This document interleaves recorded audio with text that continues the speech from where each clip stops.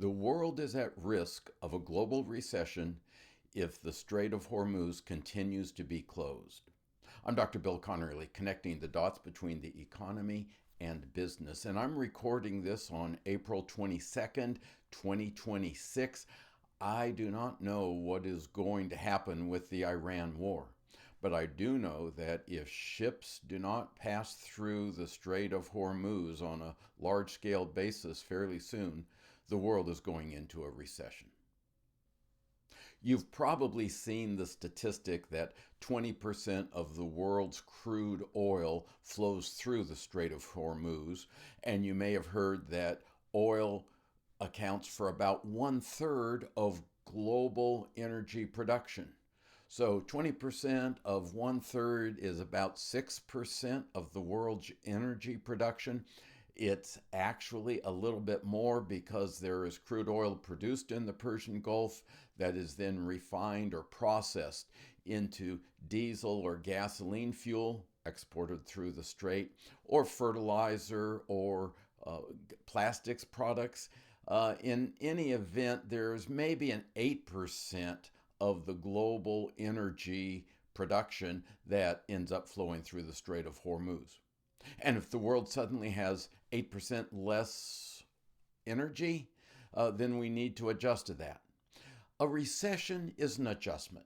I'm not talking about a permanent period of high unemployment around the world, but I am talking about an adjustment, and the adjustment means that some people who have jobs are going to lose those jobs.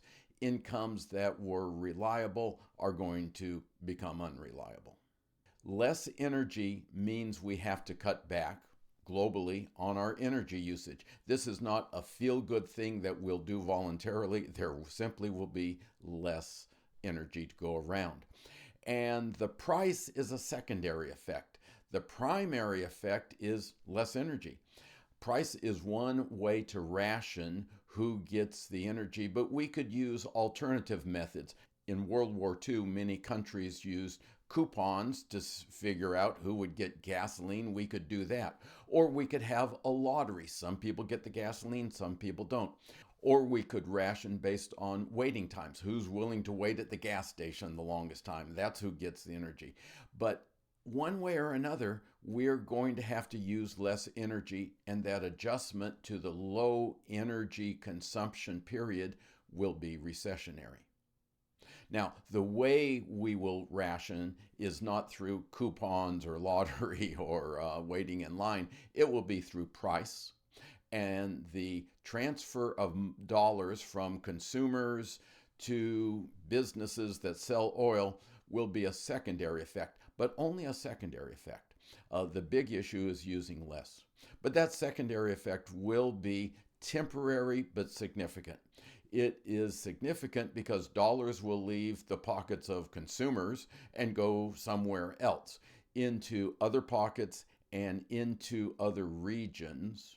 Now, over time, the oil companies will spend the revenue they have. They'll either use it to do more exploration, more development, or they'll dividend it out to their shareholders one way or another. The money will be spent. But in the interim, in the transition period, we're going to see economic effects. For consumers using gasoline, they'll see higher prices, and in some cases, they'll cut back. Now, people are going to get in their car around the world or their motorcycle, and they're going to say, hey, gas is expensive, but I need to get to work. I need the paycheck. However, there will be some cutbacks on discretionary uses of gasoline. Should we drive to the beach this weekend, or should we walk to the nearby park? People will make that decision. But even if they cut back on their own energy use, the higher prices mean that consumers will have to cut back on discretionary non-energy spending. Maybe delay the purchase of the new phone. Maybe don't go out to dinner. Maybe have fewer subscriptions for streaming video. I don't know what they'll do, but consumers will have to cut back on their discretionary spending. They've got a few months of cushion, but they will have to cut back. And that will mean that the companies that produce these discretionary goods and services will have to lay off workers.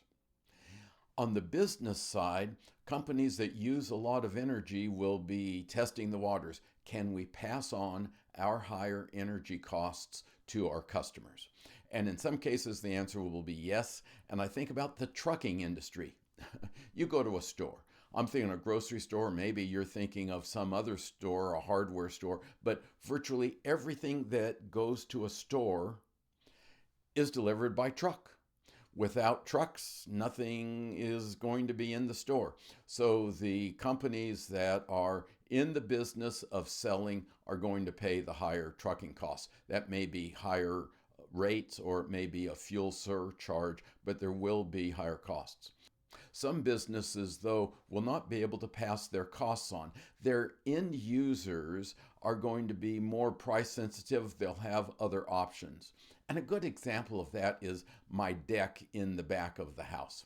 We replaced it a few years ago with one of those plastic decks. I really love it, but it is a petrochemical product.